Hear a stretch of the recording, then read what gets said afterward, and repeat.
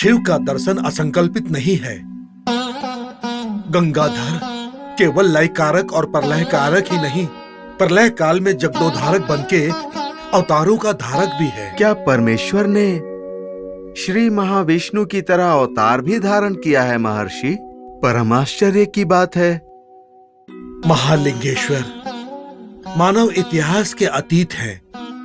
केवल एक और दो ही नहीं, अपितु परमेश्वर के 42 अवतार हैं। सृष्टि के प्रारंभ में ही पंच ब्रह्म अवतार धारण करके ब्रह्मदेव के वेदों के रहस्य का बोधन करके आदि गुरु प्रतिष्ठित हुए हैं। काल और कल्प के कथानायक होने वाले आप भी सूत के पुराण कथाओं को सुनना चाहते हैं। ये सच में सूत के पूर्व जन्म का फल है।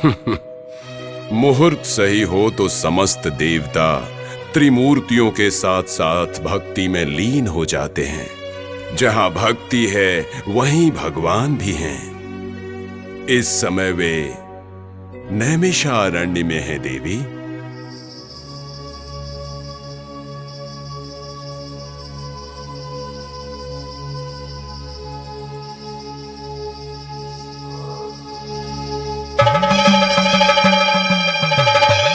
हे मां भवानी, भैरवी, कात्यायनी,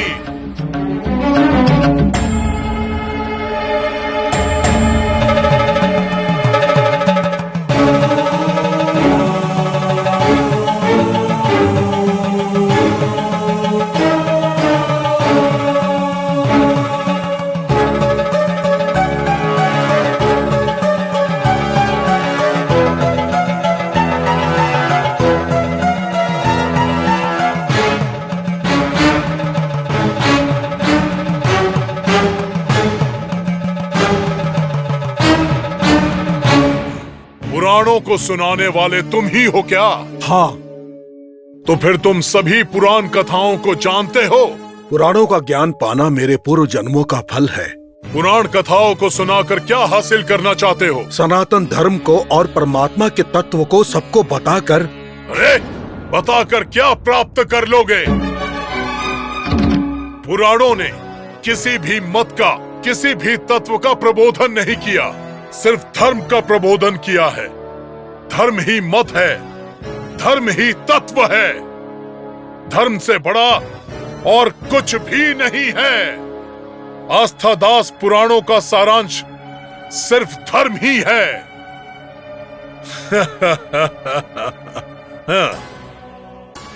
धर्म को जानना परमात्मा को जानने के बराबर है। परमात्मा को जानना परतत्व को जानने के बराबर है। मुनिवर, एक अनजान ढोंगी बाबा आपसे इस प्रकार का प्रश्न कर रहे हैं और आप उनका उत्तर क्यों नहीं दे रहे हैं मुनिवर? शौन केंद्र, संपूर्ण जगत का पालन करने वाले जगत पिता है वह ढोंगी बाबा।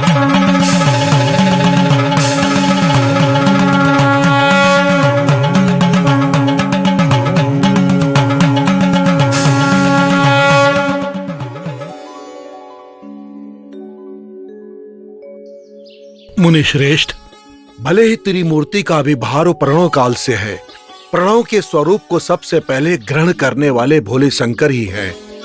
निरंतर तपस्या से सर्वार्थक शक्तियों को पाने वाले परमेश्वर ने प्रत्येक कल्प में विधाता को सृष्टि के बारे में ज्ञान और शक्तियों को प्रसादित किया है। आज हम परमेश्वर के अवतारों में से साद्वयोजत अवतार के बारे में जानेंगे। सृष्टि का आरंभ कैसे करूं? जीवन की सृष्टि कैसे शुरू करूं? 14 लोकों में सृष्टि का आरंभ करना साधारण बात नहीं है। सही ज्ञान के बिना यह संभव नहीं है। ज्ञान पाने के लिए तपस्या करूंगा।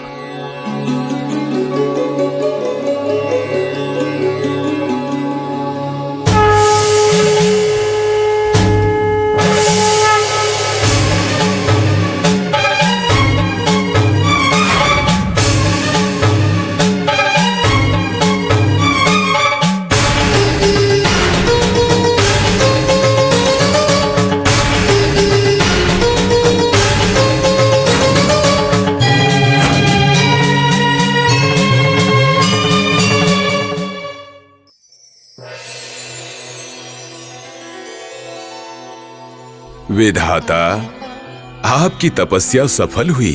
आपको ज्ञान का बोध कराने आया हूं। ब्रह्मदेव, आपकी तपस्या से इस 19वीं श्वेत लोहित कल्प में आविर्भाव के कारण मुझे सद्योजात ब्रह्मा कहा जाएगा। श्वेत लोहित कल्प में महादेव से प्रार्थना करके 20वीं रक्त कल्प में विधाता कालकंठ के लिए घोर तपस्या करके सर्वेश्वर को प्रसन्न कर चुके हैं।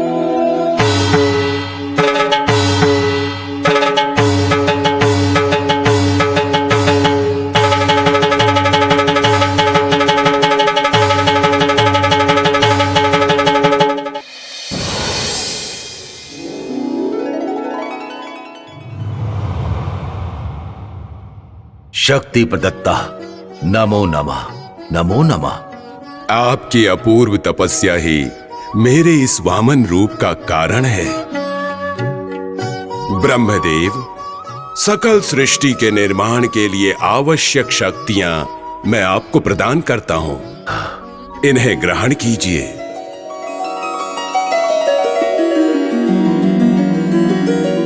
सत्पुरुष ब्रह्मा की तरह पीतांबरधारी बनकर परमेश्वर ने पीतवास कल्प ने ब्रह्मदेव को दर्शन दिए हैं, सृष्टि के सामर्थ्य को प्रसादित किया है।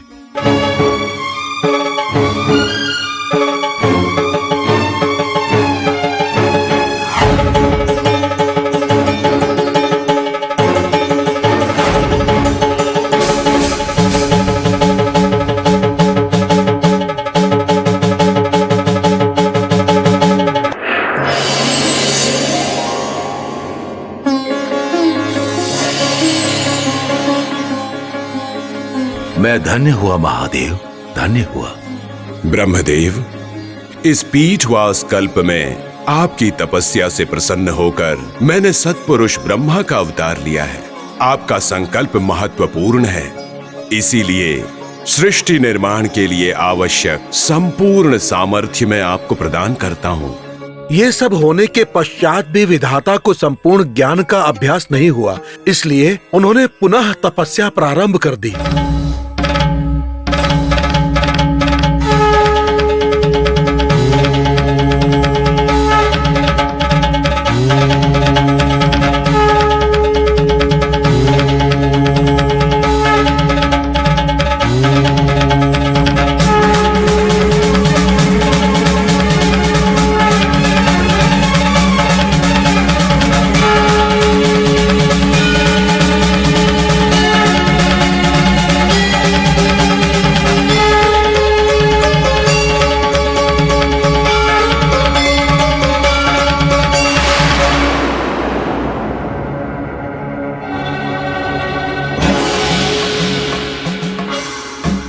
विधाता,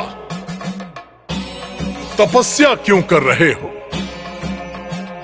बताइए, तपस्या क्यों कर रहे हो? परम शिव, सृष्टि के ज्ञान के लिए। कितनी बार आपको सृष्टि के ज्ञान को प्रसादित करना पड़ेगा? महानुभाव, मुझे क्षमा करें, मैं निसहाय हूं। मेरी इस निसहाय स्थिति का क्या कारण है समझ नहीं आ रहा।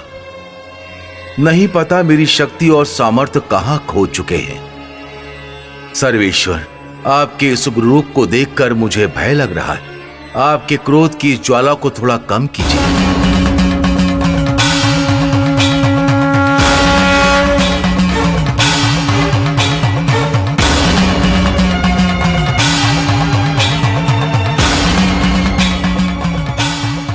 विधाता, डरने की आवश्यकता नहीं है। आप सृष्टि करता हो। चतुर्दश भुवनों को आवश्यकता पड़ने वाली जीव सृष्टि की सृष्टि करने का पूर्ण उत्तरदायित्व आपका है। परमेश्वर, समझ नहीं आ रहा कि सृष्टि का आरंभ कैसे करूं।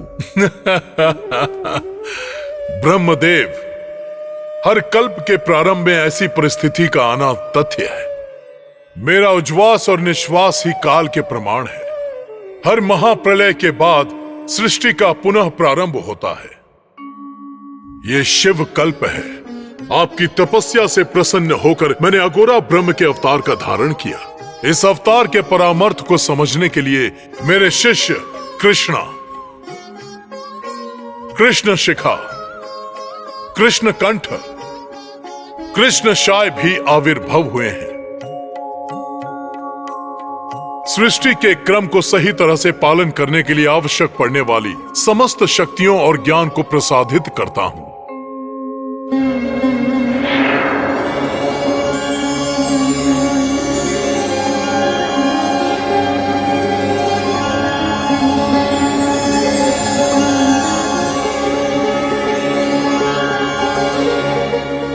विश्व रूप कल्प में सर्वेश्वर स्थानिक वर्णन में सर्वभरण भूति बनकर ईशानु बनकर ब्रह्मदेव को दर्शन दिए।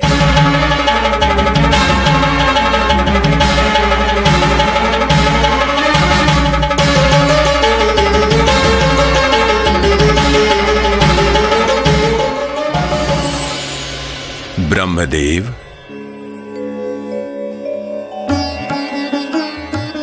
इस विश्व रूप कल्प में आपके लिए धारण किया हुआ ये ईशान अवतार अपरूप है। सकल जीवन में जीवों का मैं आविर्भाव करता हूं, इसीलिए मुझे ईशा कहते हैं। ये पंच ब्रह्म अवतार अपने कल्प में सृष्टि के क्रम के लिए मुख्य कारक बन गए। सूत मुनिवर, प्रत्येक कल्प में वो सदाशिव के साथ 4 शिष्यों का आविर्भाव होने के पीछे प्रत्येक कारण का विवरण हमें बताएंगे मुनिवर? वो 4 शिष्य भक्ति, ज्ञान, मुक्ति और वैराग्य मार्ग के मार्गदर्शी हैं। ये चारों मार्ग को शिव तत्व का प्रबोधन करते हैं। वेद ही सत्य है, पर ब्रह्म तत्व ही नित्य है। इस नित्य सत्य को जानने वाले सभी धन्य हैं।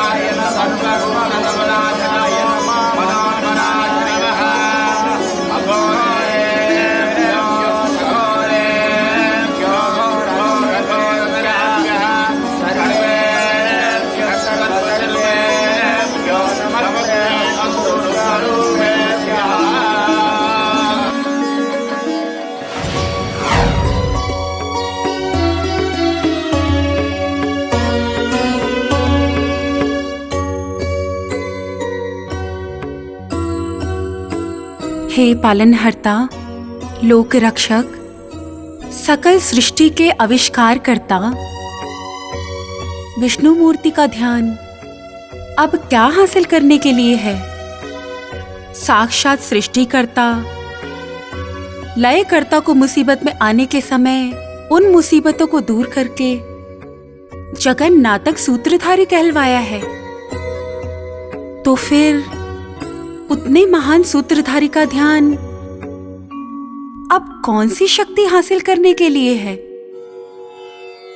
क्या इस सृष्टि में ऐसी कोई महान शक्ति है जो श्री महाविष्णु को शक्ति प्रदान कर सके?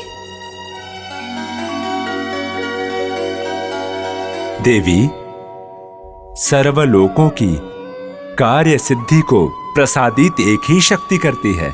आपको उस शक्ति के बारे में जानना हो तो आपको थोड़ा ध्यान लगाना पड़ेगा। अर्थात मेरी शक्तियों का कारक आप नहीं हो? इतना संदेह क्यों देवी? आप भी ध्यान कीजिए। अब इतनी जल्दी क्या है स्वामी? ध्यान ही हमारा आखिरी मार्ग है। ध्यान भी एक योग है, सकल योगों के लिए वो स्रोत है। स्वामी की बातों का पालन करना मेरा कर्तव्य है।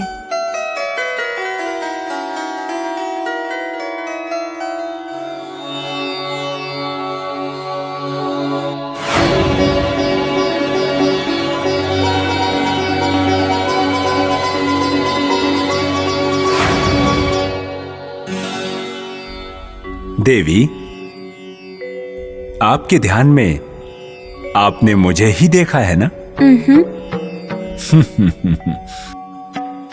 परिपालनकर्ता होने के नाते मैं ही सर्वशक्तिशाली हूं, लक्ष्मीपति हूं मैं।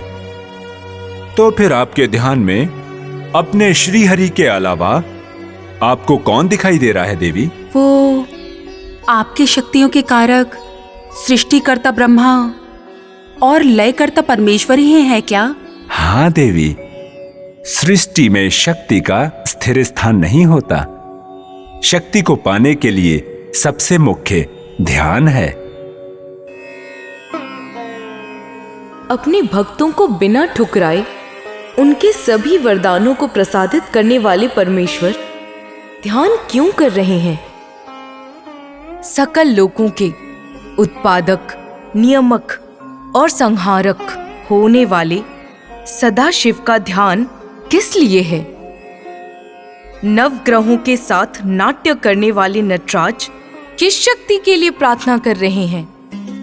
सृष्टिकर्ता ब्रह्मा के लिए है क्या ये ध्यान, या फिर पालनकर्ता श्री हरि के लिए? पर ब्रह्म स्वरूपिणी परमेश्वरी के सोच में इतना प्रलय है क्या?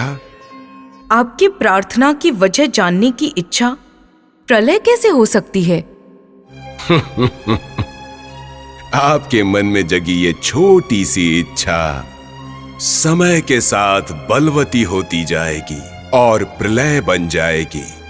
देवी की सोच और उनके विचारों को समझने की चेष्टा देवी को परेशान करती है क्या? अर्थात ध्यान में भी आपकी सोच सिर्फ मेरे बारे में ही है? चाहे ध्यान में रहूं या योग में रहूं, ध्यान तो सब पर रहता है मेरा। तो मेरी अर्धांगिनी पर नहीं रहेगा क्या? मैं धन्य हो गई स्वामी। ज्ञान रूपा, ध्यान करने से हमारा मन चैतन्य होकर आत्मशक्ति को प्रेरित करके महाविद्या को और अपूर्व दैवी शक्तियों को प्रसादित करता है। देवी, एक बार अपनी आंखें बंद कर लें और ध्यान करें, आपको आपकी शक्तियों का पता चलेगा।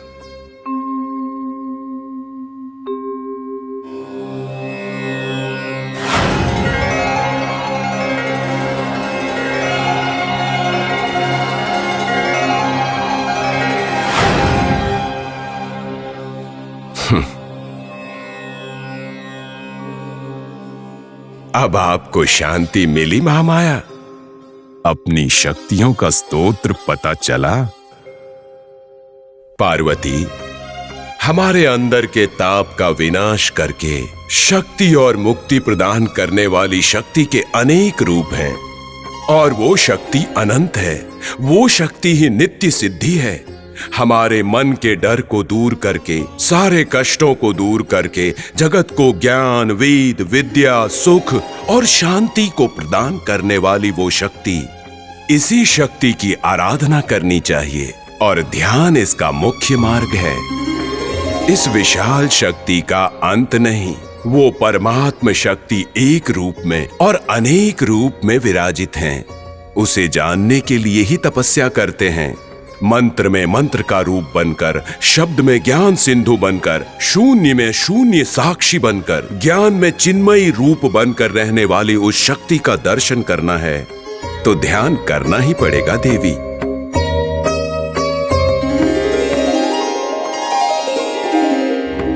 मंत्र में मंत्र रूप बनकर, शब्द में ज्ञान सिंधु बनकर, शून्य में शून्य साक्षी बनकर, ज्ञान में चिन्मयी रूप बनकर रहने वाली उस शक्ति का दर्शन करना है तो ध्यान करना ही पड़ेगा देवी।